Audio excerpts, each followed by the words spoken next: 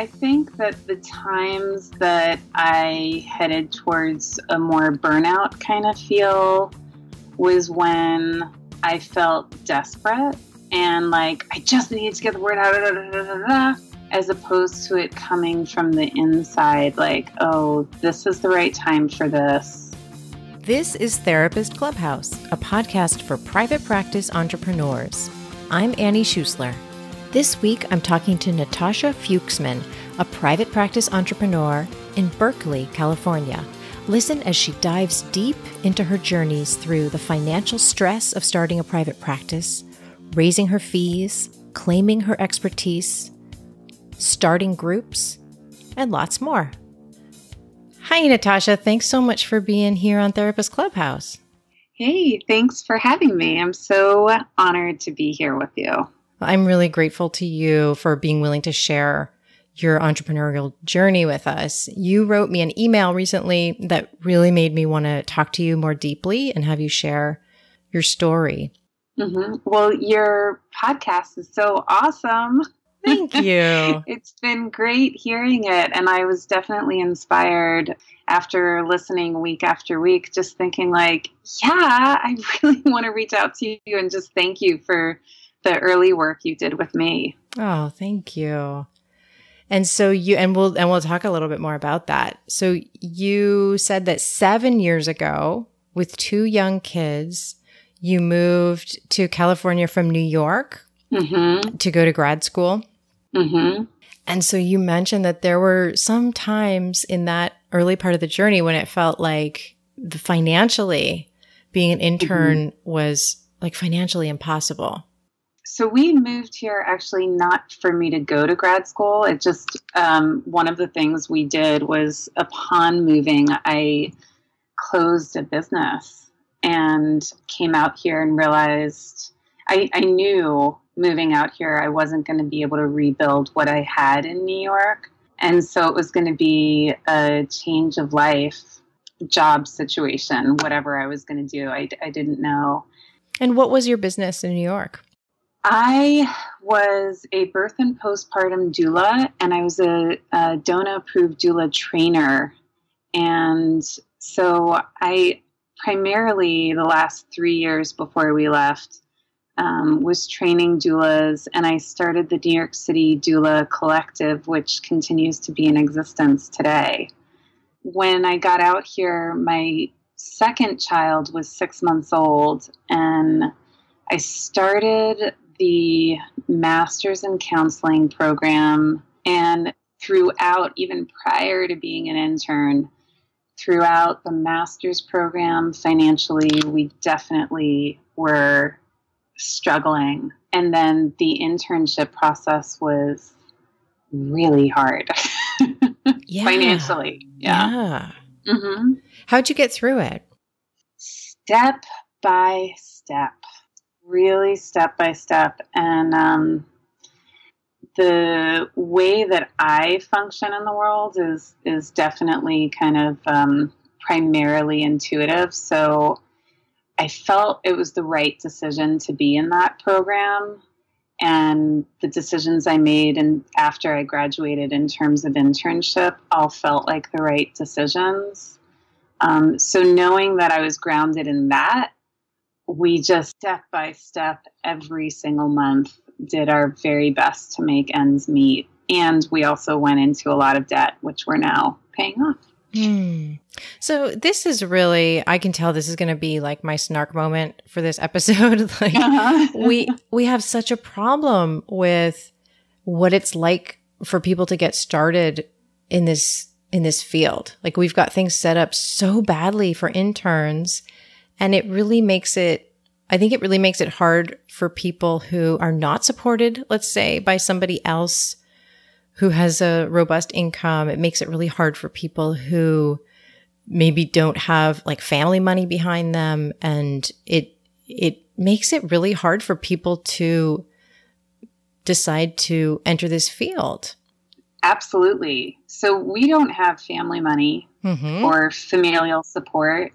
We took out loans. A year into me starting my program, my husband started a master's program.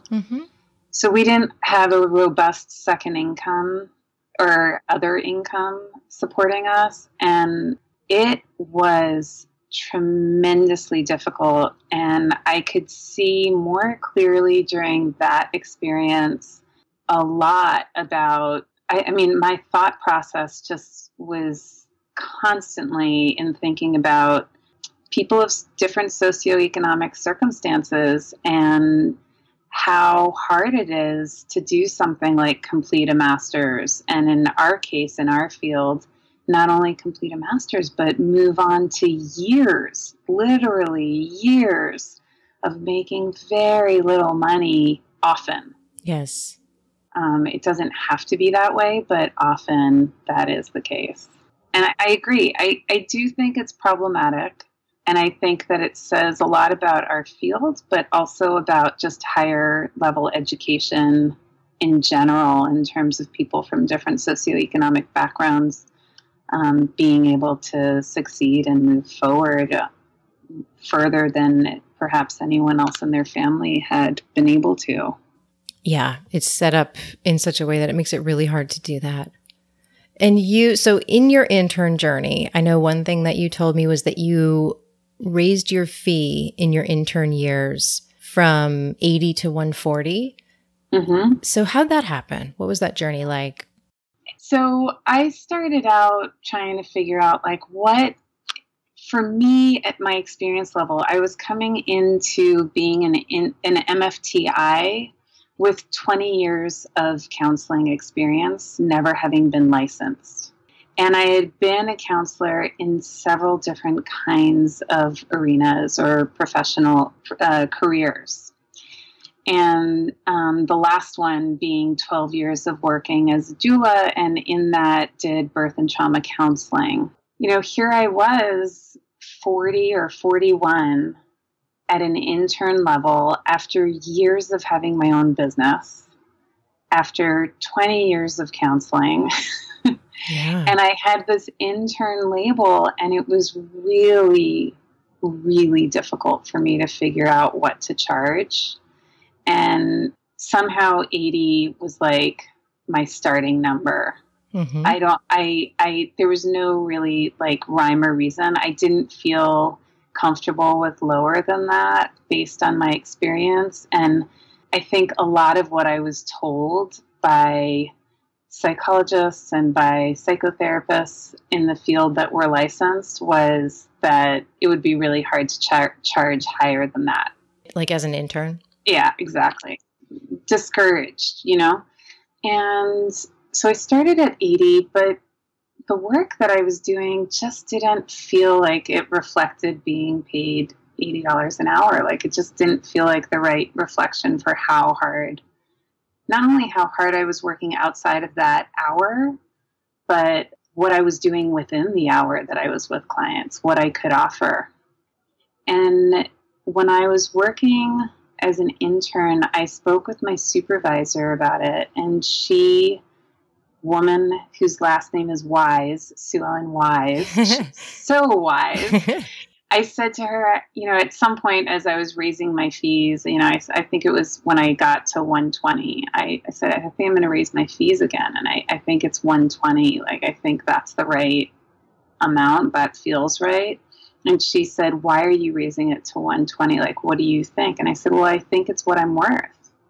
And she said to me, I don't think that it's what you're worth. I think the question here to ask is that what the market can bear? And that was really interesting because it suddenly took it away from me in terms of my own worth and made me think, what would people pay to see me for who I am? Not an MFTI. What will the market bear in terms of people coming in to see me? Mm-hmm. And so it's still personal, but it's different than what I'm worth. Yeah. I think that is wise because as your supervisor's name, what we're worth is so loaded and so impossible to answer. Totally. Absolutely. And not one of us is worth more than another, but we each really have different kinds of clients. We each offer different services, live in different places, and have different needs, you know? So like, what does it cost for one thing to live your life and to get all the training and supervision and self-care and all the things that you need to be that awesome therapist? And then how many clients can you realistically see at that level of being an awesome therapist? And like all of that has to go into the pot, along with, like your supervisor said, like, what will the market bear? But I hate the other stuff that sometimes goes in the pot, like people telling you that that's not, you know, that that's not realistic, or people kind of their own money stuff coming in and holding other therapists back. Well, you know, I would imagine that I probably could have heard things on both ends of that spectrum. Okay, yeah. And I think that at the time of being an intern, especially in the first 2 years, I felt really, really bogged down by the intern label. I felt it was a detriment to my reputation, you know? It was holding me back that I had to call myself an MFTI. And I kind of always felt like I had to make an excuse for that, or like explain, no, but I really have 20 years experience. And, you know, like I felt insufficient, not good enough, and struggled with that. And once I realized, whoa, that label, I'm actually putting a lot on it. And when I look around and when I talk with clients and potential clients, and when I give talks to groups, like large groups of people, no one, I mean, sure, some people are getting hung up on it too, but there's a lot of people that aren't. A lot of people, yeah. A lot of people that aren't. And so, you know, it does stand out in the early days what I had mentioned, that people just like made dissuading comments around starting with charging 80 as an intern, and that it would be hard to get clients at that rate. But I would venture to say there were probably people who would have backed me in charging more too. And that was really coming from what my psyche was open to. Yes. And if we really open up to it, we have a lot of inner wisdom, I believe, about what we need to be charging. We do. And, you know, I think there's also a fine line here. Like, I had to find the place in myself that felt like I could hold the space in the room as a therapist who was working towards licensure, even though I was coming from this background of having been a counselor in so many settings and I had all this experience, blah, blah, blah. But I did have to do a lot of inner work to kind of find my own self as a therapist. And that's different than just kind of becoming an MFTI and saying, no, I'm worth charging $80 or $120 or whatever the magic number is, you know? There is an ethical piece too around what you're charging, and that goes beyond like what the market can bear, you know? And I think we see that in the long run. So any of us can come in and start out charging whatever. But in terms of understanding what the market can bear, I think that's like a longer term process of, am I charging a rate and marketing and forming community in a population that can pay this and that will continue to pay this because it feels beneficial and like the right fee point for this community. And then you get to make choices around who does it feel really right to work with. Yeah, absolutely. And Natashia, what's your fee now?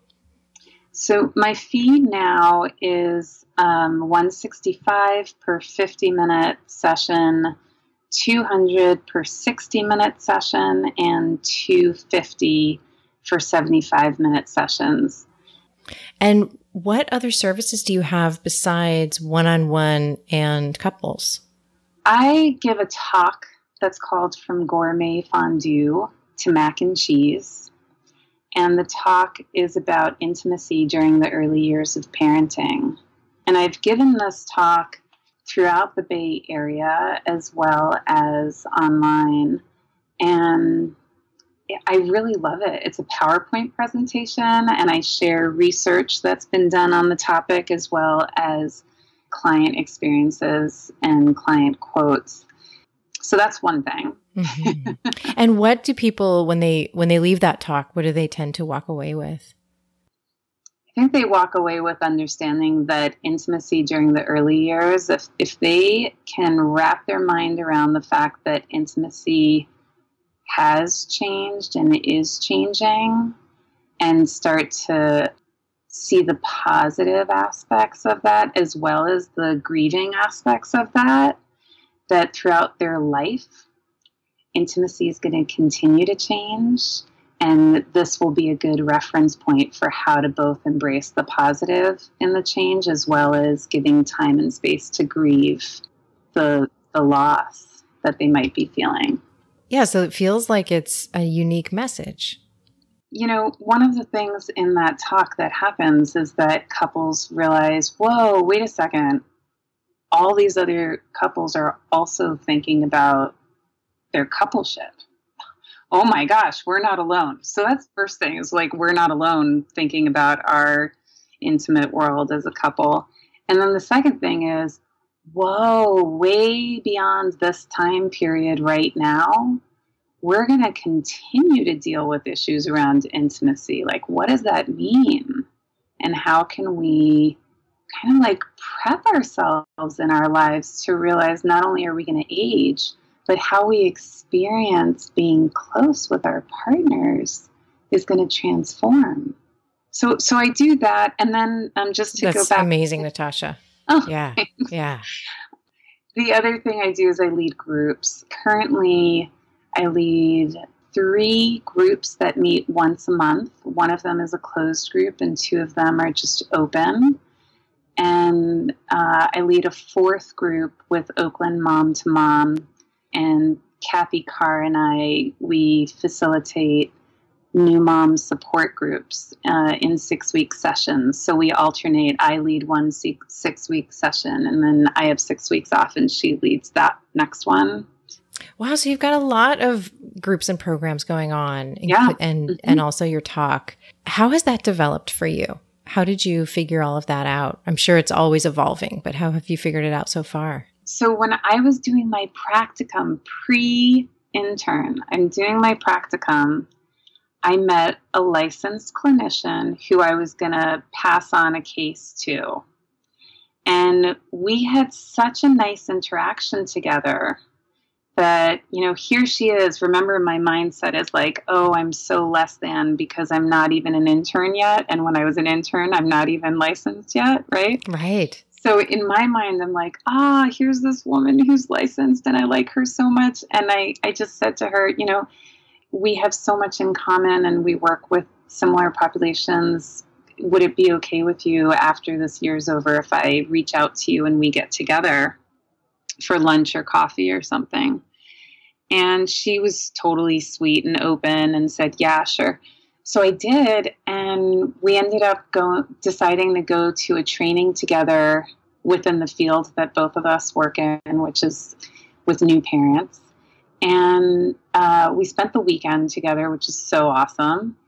And then she ended up asking me if I wanted to co-facilitate this new mom support group, you know, like alternate the facilitation. Ooh, yeah. And I was like, wait, I don't know. It was like that, like, imposter syndrome. Yeah. I know is like, so popular. Do you realize I'm an intern? Yeah, exactly. I was like, do you really know that I'm just an intern?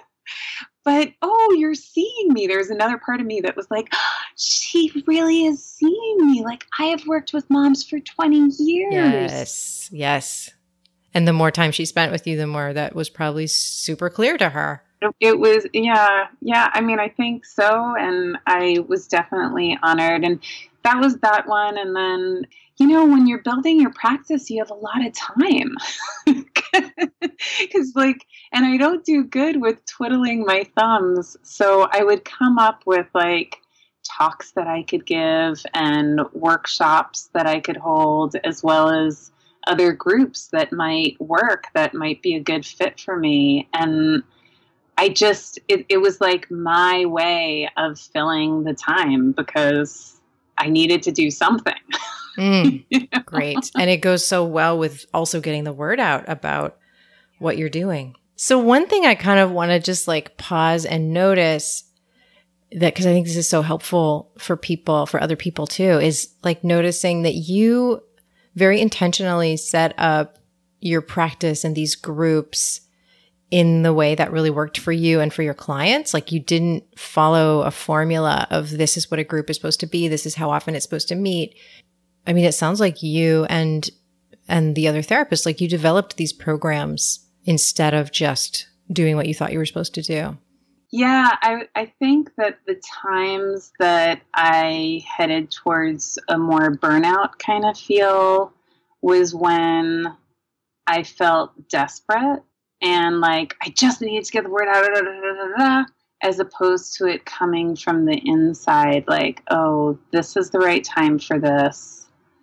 It's coming up because it's in the sphere. Like I can see where makes sense to reach out and share this offering. Yeah, like time and space have a lot to do with just feeling centered and starting to kind of figure out the schedule and what will work and what won't, not a prearranged formula. Absolutely. And it seems like as a parent, that's even more important. Yeah, it is very important. And so now, what do you feel like is a really good optimal schedule for you? How many sessions, including group hours, do you like to have in a given week? You are asking a very interesting question because you use the word like, which is a beautiful word to use. And for someone who also has a lot of debt, which was accrued during school and after, there's a pressure for both my partner and I to figure out paying off the debt and finally being in a place where month to month we are paying all our bills. So there's the answer to what I would like is probably a little bit different than what happens. Okay. Yeah. I am definitely aware though of self-care. Mm-hmm. And so while I work more hours, I'll answer your question, but while I work more hours than what I would like, that would like feel totally great, I work the number of hours that meet our financial needs and are not going to lead me to burnout and are still like really enriching for me. Oh, nice. Yes. Yes. Okay. So that means that any given week, I am probably between groups and client sessions, I'm probably doing about 25 client hours a week. So that includes group time. Every week, shifts a little bit. Sometimes it's going to be lower on the 20 side, and sometimes it's going to be like 27, but I can't do more than 27. I won't say can't, but I won't. Yeah. Yeah. You just know it like in your body, in your psyche. Yeah. Totally. So speaking of time, in your email, you described this pivotal moment that happened that I totally remember, by the way, when we were talking on the phone and realizing how much time you were spending volunteering. So, which is a great thing to do, to volunteer. But yeah, tell us about that. Yeah, that was a really good moment. Annie, you are such a great coach. Oh man, thank you. Yeah, because it was a pivotal moment for me. And I have a lot of gratitude for you for taking the time to talk with me then. But so what happened was that a year into my internship years, I was invited to be a board member of an international organization working with the population that I work with, which are women and couples who are in the early years of parenting. I had time to a certain extent, right? I didn't have a full practice. Yeah. And then there was a local organization that I was also volunteering to be on the board with, again, working with serving the same population of families.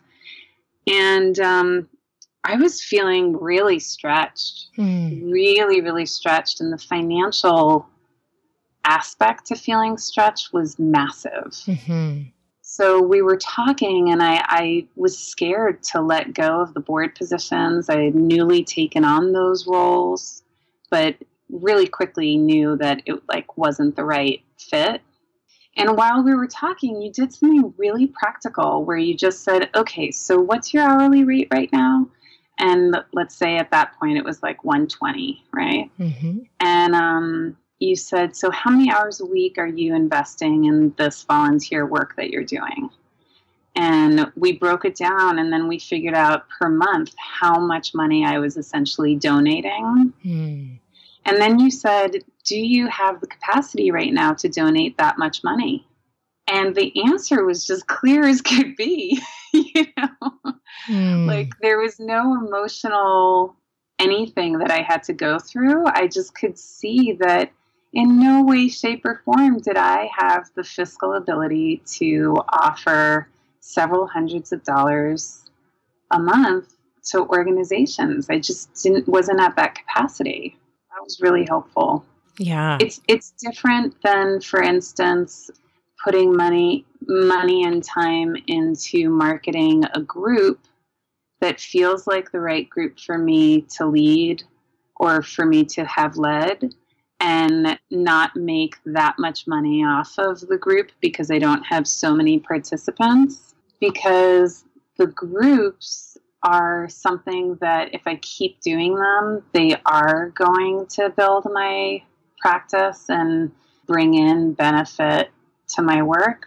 Yes. It's very different than volunteering, just purely volunteering. Yes. Yes. And when you run a group, even if you don't get very many participants, or even I don't know if this ever happened to you, but it happens to a lot of therapists where a group doesn't even happen that they've been marketing. But still, it can be a great investment in time and sometimes a bit of money because it got the word out. And sometimes it needs to happen. It needs to be an option a few times before people sign up. So yeah, I think that's a little bit of a secret, which we're trying to bust through all the secrets. That's a little bit of a secret, is that groups sometimes don't fill the first time, and that's okay. Yeah. Yeah. Normal, in fact. Yeah. Yeah. That's a beautiful, beautiful point. That's such a great thing to just put out there. That is part of the group building process. So you're really you're just really bringing up this thing about time, that we have to be so thoughtful with how we're going to invest our time. Yeah. I was a doula for 12 years, and that meant that for 12 years, most months I was on call. To be a doula and this is very similar with therapy, to be on call or do such emotional connecting work, to be able to do it for a long time, I really, really need to make conscious choices about my time. Yeah. Otherwise, I'm going to get burnt out, and I'm going to feel like I'm not doing a good job. And then it's all kind of downhill from there. Because if I feel that way, I think that's what's going to be happening. And my business flounders. I'm not able to provide what I'm so passionate about providing. Yeah, there's just no gas in the tank. Mm-hmm. Absolutely. If you, Natashia, could go back, time travel to, let's say even before you're an intern, what business advice would you give the Natashia of that time? Yeah. I did know you were going to ask me this question. I did, but I didn't know you were going to choose that time period. I think that what I'd want to do is what I would really, in the most nurturing, nourishing, sweet, soft mom way that I could, I would want to provide that part of myself just some love that just says something like, you're gonna be all right. You know why you're doing this. And you just keep on going. Keep on going and let yourself trust your feelings and your offerings and learn. Be open to your own learning curves. It is perfectly fine, and it doesn't mean that you're not enough when you realize you screwed up.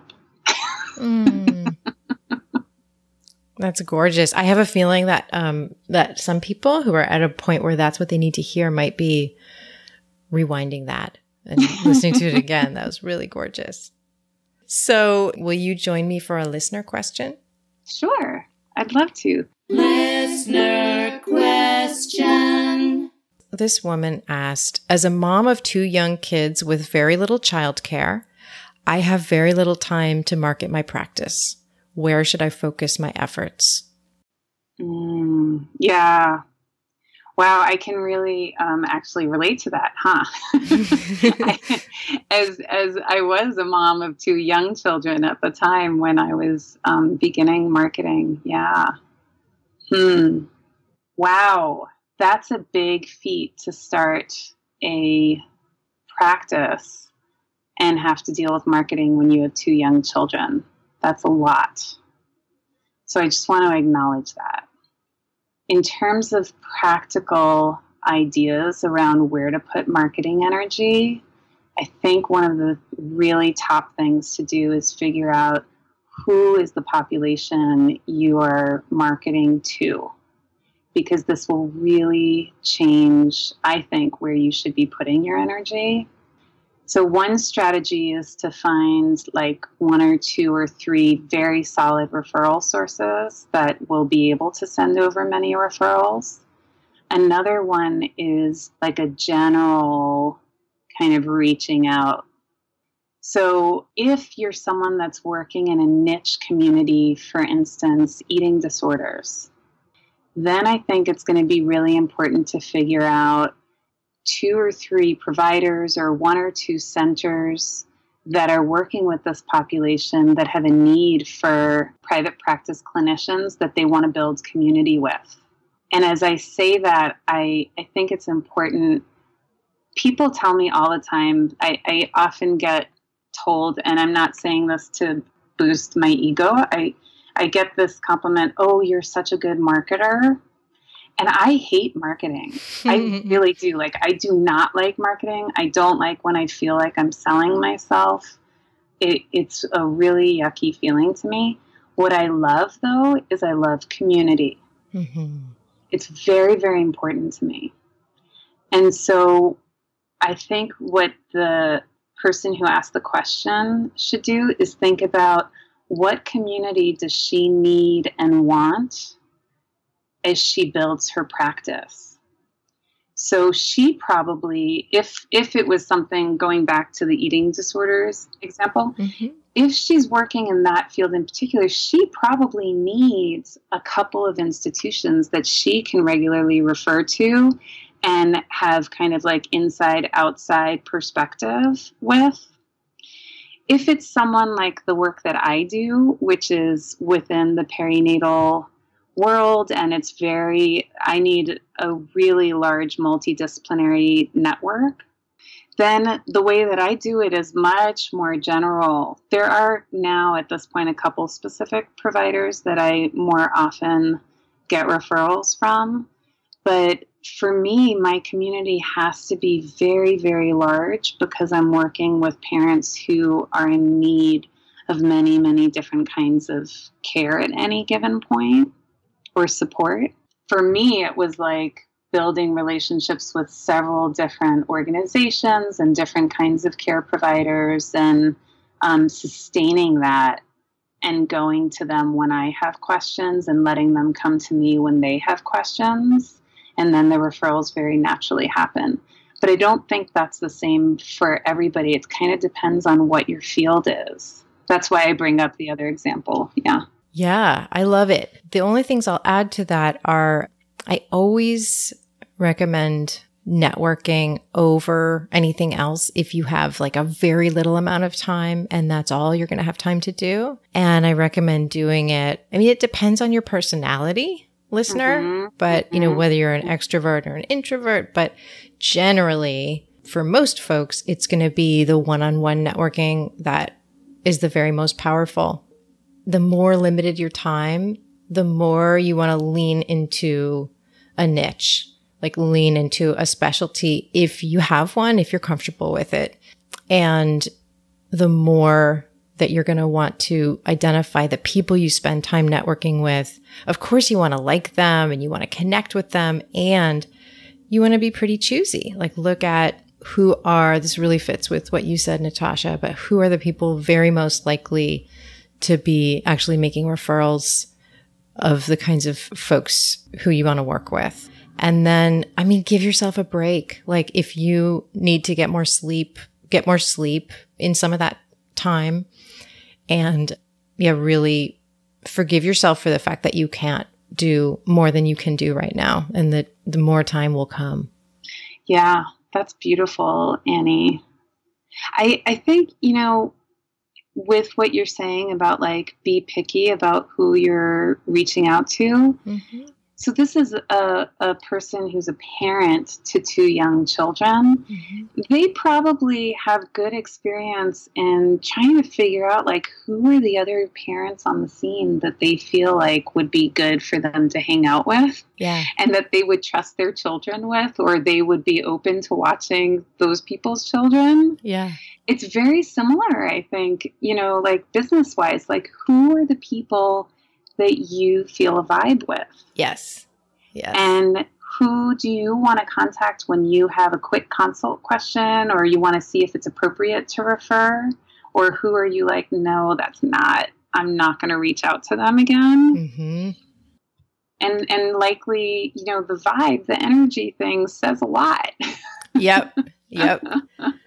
So Natashia, where can people find you and throw compliments at you? Oh, they can go to my website and contact me through the website. My name has a little bit of a funny spelling, but it's natashiamft.com.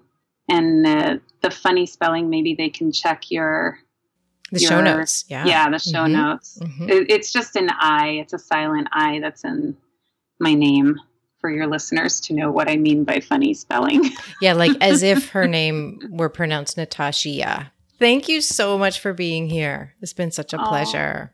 Thank you, Annie. And I just want to tell you that I support the work you're doing so much. And I know that you're offering support to a very wide network of people, and it's important and needed. Thank you.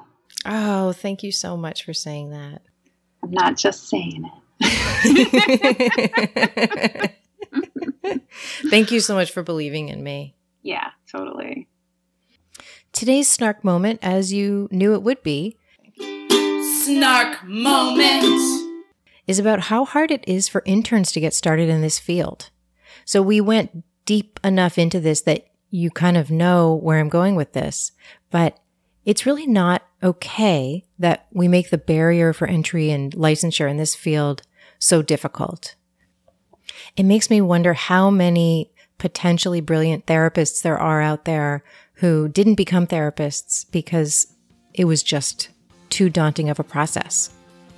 That's got to change. Thanks for listening to Therapist Clubhouse.